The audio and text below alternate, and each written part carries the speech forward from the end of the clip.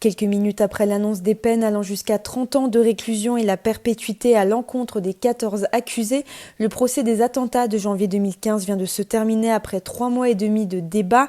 La salle d'audience est en effervescence, plusieurs dizaines de parties civiles sont présentes, se parlent et se soutiennent, comme la famille de Clarissa Jean-Philippe qui est venue de la Martinique depuis le début du procès pour assister aux audiences, la famille de Yohan Cohen, l'épouse du policier Ahmed Merabé, ou encore les membres de Charlie Hebdo comme Sigolène Vincent, Rhys ou encore Coco.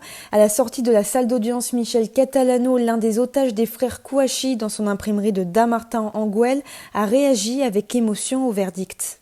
Je pense que c'était important pour les victimes. En tout cas, moi, j'étais pendant toute cette période, j'ai essayé de venir le plus souvent possible.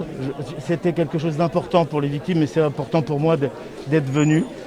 Aujourd'hui, ça clore tout ça. J'espère que je vais pouvoir écrire une autre page de ma vie maintenant qui sera un peu différente, un autre chapitre.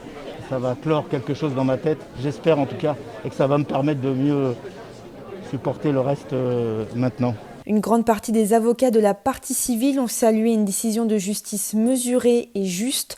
Noémie Madar, présidente de l'UEJF et partie civile dans ce procès, a parlé d'une justice des valeurs et des peines. Des valeurs par le juge qui a réaffirmé le caractère antisémite de l'attaque de l'hypercachère et aussi a évoqué l'hypothèse selon laquelle l'école de Montrouge aurait pu être attaquée.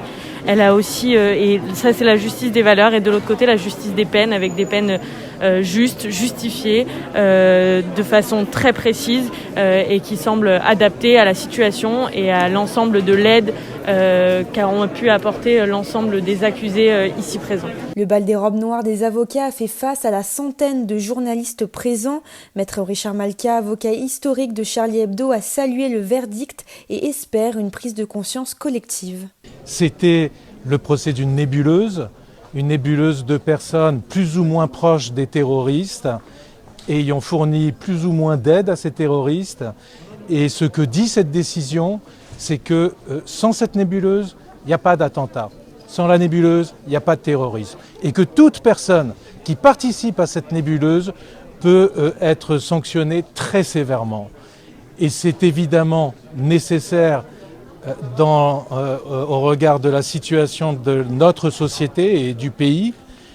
Et j'espère que ce message sera entendu. Alors il ne ressuscitera personne, mais peut-être que ça évitera d'autres drames de se produire.